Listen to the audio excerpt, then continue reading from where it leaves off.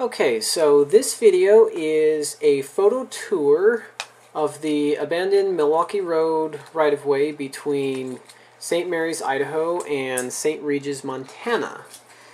Now, the Milwaukee Road was a lot bigger than just this section, of course. However, this little photo tour, which the photos were taken on August 19th, 2011, this little photo tour covers just the St Maries to St Regis section. Now, I have split this up into a series of maps showing the rough route of the Milwaukee Road right-of-way, as well as pictures taken along the route. Now, the first map I have up here is kind of just the general region that this is all located in. On the left, we see Spokane, Washington, and on the right, Missoula, Montana. Connecting those two cities is Interstate 90, and the dotted red line is the approximate route of this photo tour, which of course goes from St. Maries to St. Regis. So the first section that I will be covering is St. Maries, Idaho to St. Joe, Idaho. And that is shown here. Now, on this series of maps, the maps are a little bit older, and it still shows the tracks as being in place, which is not the case anymore, and for some reason labels them as Industrial Railroad rather than the Milwaukee Road. However, like on the bigger map, the dotted red line is the approximate location of the right-of-way. It's not exact because it was kind of hard to draw over the map. Alright, so the first photo here is the current end of track for the St. Maries River Railroad, which runs from St. Maries, Idaho to Plummer, Idaho. And in this photo, which is actually not in St. Maries, it's just a little bit east of there in a town called Milltown, is the absolute end of track. And as you can see by the rail sticking up out of the weeds there, it's been a very long time since a train has actually made it out this far. However, the rails do extend, the rails are intact up to this point. So, continuing east out of St. Maries, this is just outside of the town here. The right-of-way for most of the section from St. Maries to St. Regis has been converted to roads and trails, and this section is no exception. The roads are all fairly good condition, drivable by a low-clearance passenger vehicle, and so this just kind of gives you a general idea of the St. Maries to Avery, Idaho roadbed condition. And also on the left in this photo is one of the abandoned telegraph poles from the railroad.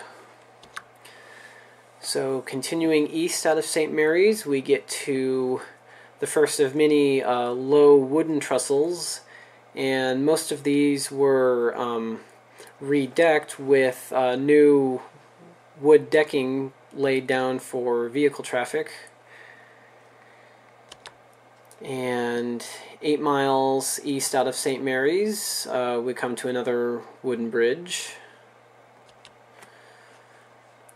Okay, now the next section we will be seeing is St. Joe, Idaho to just past Calder, Idaho, called Herrick.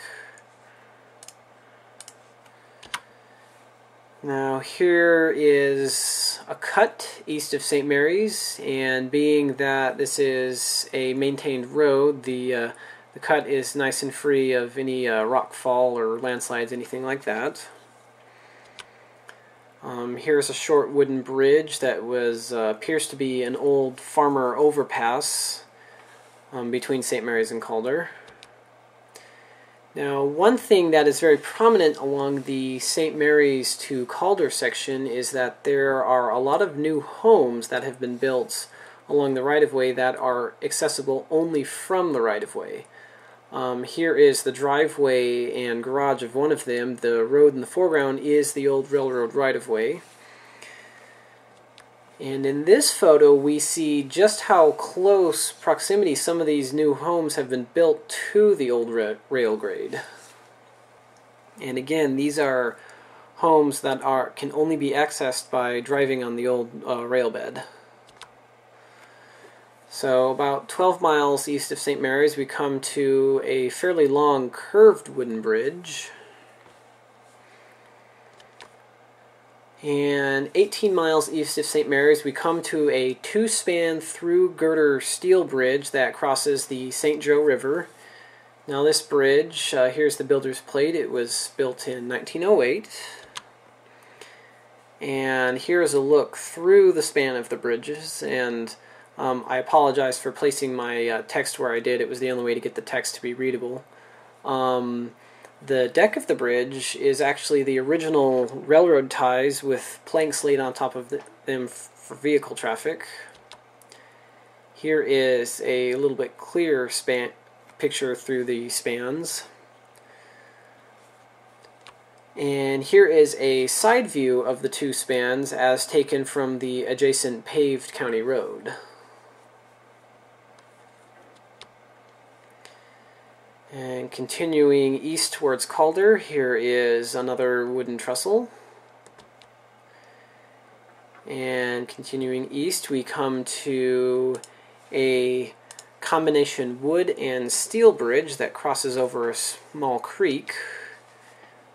Here is a side view of the bridge, and on this one, the original railroad ties remain with, again, wooden planks laid over them to accommodate vehicle traffic.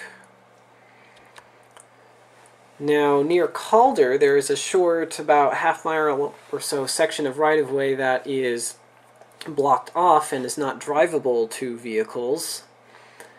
Here are the barricades on the west end of the closed section. Here is the actual right-of-way on the closed section itself. Still fairly good condition, no washouts, everything is still intact, including a couple of old signal bases. Here is the first of a couple of bridges on the closed section, and in this bridge it actually has the original railroad ballasted deck with the rock and ballast removed. Now in Calder, Idaho, we see the reason for this closed off section. This is a pair of twin trestles that caught fire shortly after the rails were removed. And in this view, the bridge on the left was the main line and the bridge on the right was the siding. And here is a side view of the burned bridges in Calder. And it appears to have been a very minor fire, but one that raised enough concern to close the bridge to vehicle traffic anyways. So just east out of Calder, the right-of-way is still a maintained gravel road, although it is a hard-packed, oiled surface, and it kind of almost looks and drives like pavement. Okay, so the next section of right-of-way is Herrick, Idaho through Marble Creek to a little place called Hoyt, H-O-Y-T. Now, this section is very similar to the sections we've seen before, where there are a couple of small, short wooden trestles that have been redecked, gravel road. At Marble Creek, there is a steel girder span that has been, again, redecked for vehicle traffic. Here is the deck of the steel span at Marble Creek. And about 6 miles east of Calder, we get to the first of many tunnels that are along the St. Maries to St. Regis section. Now, in total, there are 18 tunnels between St. Maries and St. Regis. Most of them are under 1,500 feet long, although the longest is the St. Paul Pass tunnel, which we'll see later, which is 2 miles long. And this particular tunnel, like many of the tunnels along this route, has a paved floor in it. So continuing east, about 6.5 miles east of Calder, we come to another wooden trestle. Now, east of Calder, a couple of the wooden trestles have actually been receiving a little bit of maintenance for the county road. In this particular one, they have paved the approaches and laid down some new deck planks. Here is 7 miles east of Calder, another wooden trestle that's been receiving a little bit of maintenance. Okay, now the next section is Hoyt, Idaho to Falcon, Idaho.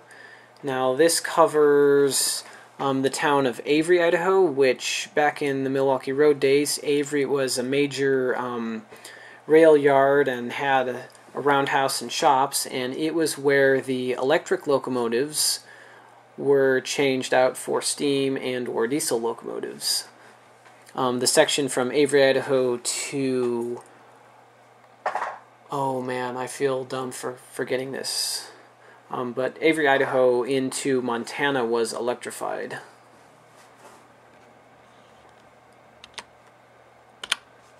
Okay. Alright, so for 12 miles west out of Avery, Idaho, the railroad right-of-way has been converted into a 2-lane paved highway. Now, to accomplish this, the cuts were widened, and the rail bed on the fills was actually lowered a little bit to give it a wider surface for the paved highway. Now, back when this was a railroad, there was across the river a gravel surface forest road, and that gravel surface forest road is still intact, still maintained, and still used. It's just that, for whatever reason, when they paved the county road into Avery, they decided to, for this section, use the old rail bed. Alright, now in Avery, here is the old railroad depot in Avery, and the paved road is where, in the railroad days, the main line and the yards would have been located. Continuing east out of Avery, we begin the climb up to the top of St. Paul Pass, and again, this section of right-of-way has been converted to a forest road, gravel surface. And continuing east, we get to the first of many tunnels that are located in the Avery to Saltese, Montana stretch. This is the first of these, Tunnel 36. Now, all of the tunnels between Avery, Idaho and Pearson, Idaho have paved floors, which allows for a little bit lower maintenance on the road. Here is tunnel number 35. And here is the inside of tunnel number 35. Now, all of the tunnels on the St. Maries to St. Regis section are either concrete lined or are unlined bare stable rock, or some tunnels are a combination of the two. Now, here is tunnel number 34, and as you can see, this is the west porthole of tunnel number 34. And due to the trees and also the water on this side of the tunnel, there has actually been a fair amount of deterioration of this particular tunnel. Most of the tunnels in this section are actually in very good condition. This is an exception to that. Here is some of the deterioration that has happened, and as you can see in the upper right, some of the tunnel lining has collapsed down to expose the rebar. Apparently this is not enough of a concern to close or reroute the road. However, there is, as you can see, a little bit of concrete rubble on the floor of the tunnel. Alright, so approximately 5 miles east of Avery, Idaho, we come to the first of many tall steel trestles on this line. Now, this particular stretch, Avery to Saltese, Montana, is very famous for having a lot of tall steel trestles. 2 of these trestles on the Avery to Pearson section were redecked for vehicle traffic. Here is, just to kind of give you the sense of the height of this bridge, here is a view of the bridge 5 miles outside of Avery, which crosses over the North Fork of the St. Joe River. Here's an underside view of the deck of the bridges that have been converted for vehicle traffic. Basically, they removed the railroad deck and laid down flat concrete slabs and then secured those to the original steel girders. All of the steel in the bridges is original to the railroad days. And here is the footing of the bridge that crosses the North Fork of the St. Joe. And other than a little bit of tree and brush growth in between the steel towers, this bridge is in very good condition, as are most of the steel bridges along this route. Continuing east, we get to Tunnel 32. And shortly after Tunnel 32 is another tall steel trestle that crosses over Motor Creek. And again, this bridge has been redecked for motor vehicle traffic. Here is the deck of the bridge over Motor Creek. Here is tunnel number 31. Here is tunnel number 30.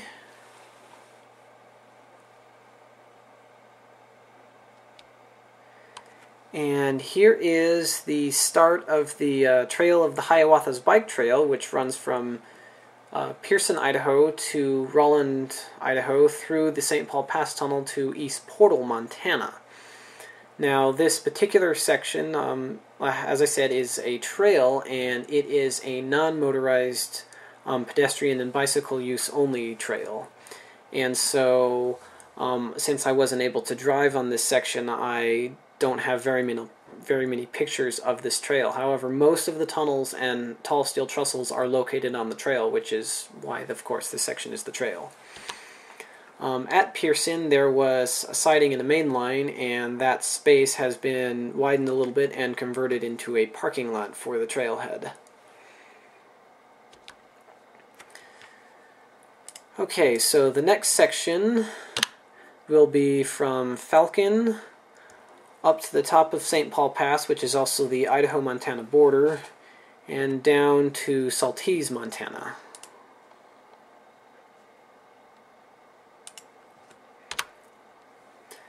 Now here is viewed from an adjacent forest road. Here is a tunnel on the bike trail. Now just above the word tunnel in this photo, you can see one of the interpretive signs for the trail.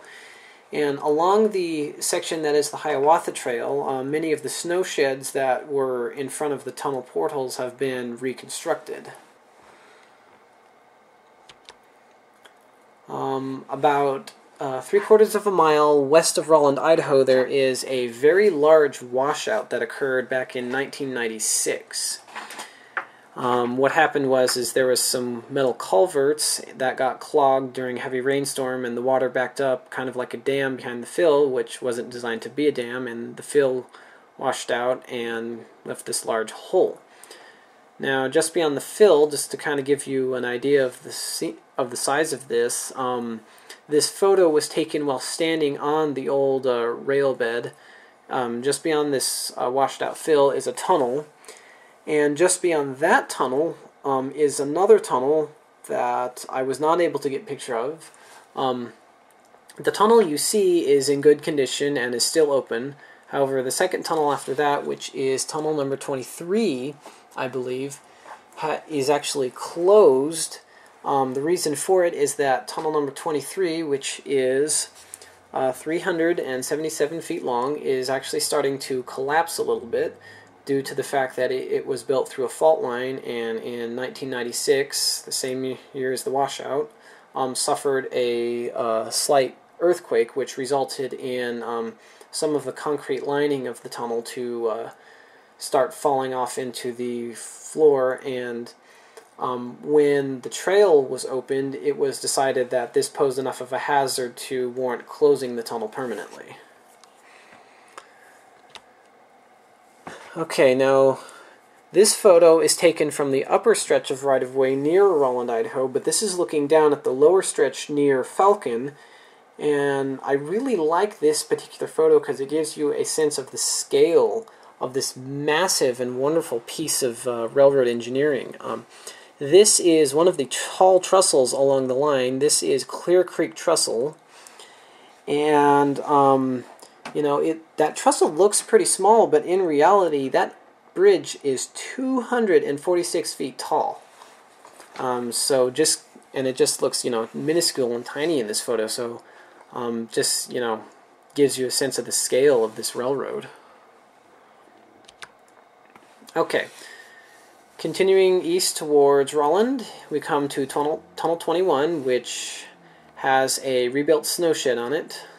An interesting thing to note is that Tunnel 21 is shared by bike riders and motor vehicle traffic, and so motor vehicle traffic is required to stop and sound the horn and then proceed on through the tunnel. Here is a map of the Hiawatha Trail, and it shows all of the tunnels and trestles along the line, as well as where the various forest roads tie into it. So just a neat little thing to include, just kind of to show you where most of the tunnels and trestles are located along the Pearson to East Portal section. Alright, at Rolland, Idaho, we come to the longest tunnel along the line, and that is the St. Paul Pass Tunnel. Now, as part of the conversion to the trail, this tunnel has had doors on either end installed so they can close it off. And since it crosses under the Bitterroot Divides, there is a lot of water that is actually pouring into the tunnel, enough so that they actually, as you can see on either side of the trail, they built little troughs to let the water drain out of the tunnel. Now, the fact that there's water pouring in it, it is actually in very good condition. It sees almost yearly maintenance as part of the trail efforts, and although there is water that seeps inside, it is not structurally compromised in any way and is very sound. The length of Tunnel 20 is 8,771 feet long, so just a little bit over 2 miles. Just a kind of a neat little fact there. Okay, now on the Montana side, we come to Tunnel 19, which is the last of the tunnels in the St. Maries to St. Regis section. Now just beyond Tunnel 19 is another tall steel trestle, and eventually the Hiawatha Trail is planned to be extended from East Portal, Montana, all the way down to St. Reggis, Montana. And as part of that future trail expansion, they have actually come in and rebuilt this particular bridge, which is very nice to see some maintenance being done. They laid down a new deck, new railings, and as seen in this picture, they actually shored up some of the concrete abutments which were starting to crumble away. So all in all, this bridge is, with the rebuilding, is actually in fairly good condition. And, oh, one thing to mention, you can see the gate at the end of this photo here, and from this point on, the right-of-way is closed to motor vehicle traffic and is kind of difficult to access, so I don't have a lot of, again, because I couldn't drive it, I don't have a lot of photos of this section from East Portal, Montana to St. Reggis, Montana. Alright, at Saltese, here is a view of the right-of-way. At Saltese, the right-of-way is mostly used by ATVs. You can see kind of the ruts there, the narrow ruts left by the ATVs.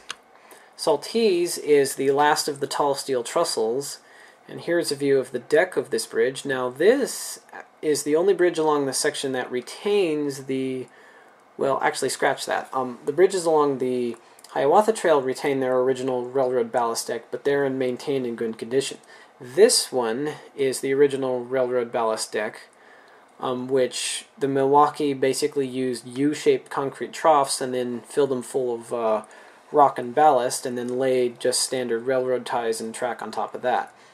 This particular one has not seen maintenance since the Milwaukee Road lifted its rails, and so it's filled with dirt and has a lot of ruts in it from the ATV use.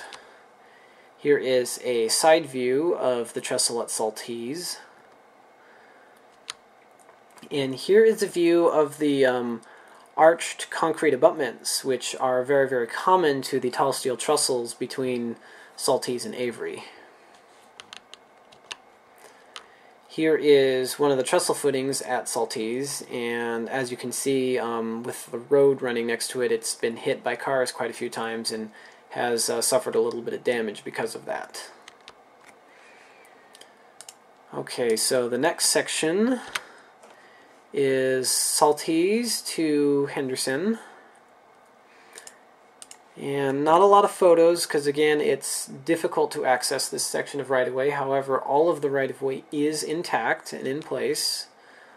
Here's approximately 8 miles west of St. Regis. The right-of-way has had quite a bit of tree growth and vegetation encroach, but again is still used by ATVs, and eventually this will get cleared out as part of the planned future Hiawatha Trail extension.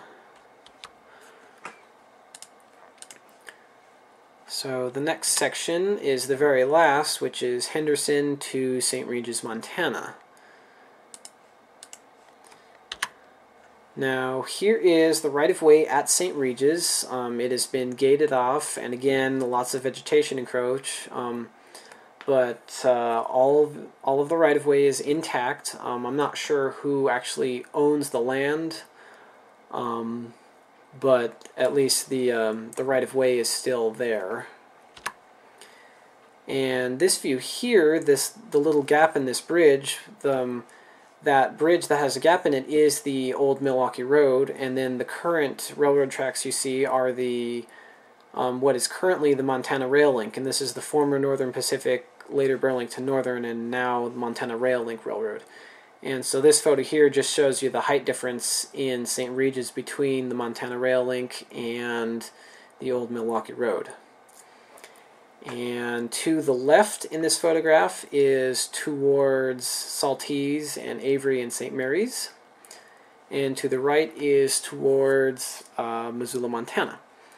And so this photo actually ends our little photo tour of the St. Maries to St. Regis section. So I hope you enjoyed it, and if you have any questions, please don't hesitate to ask.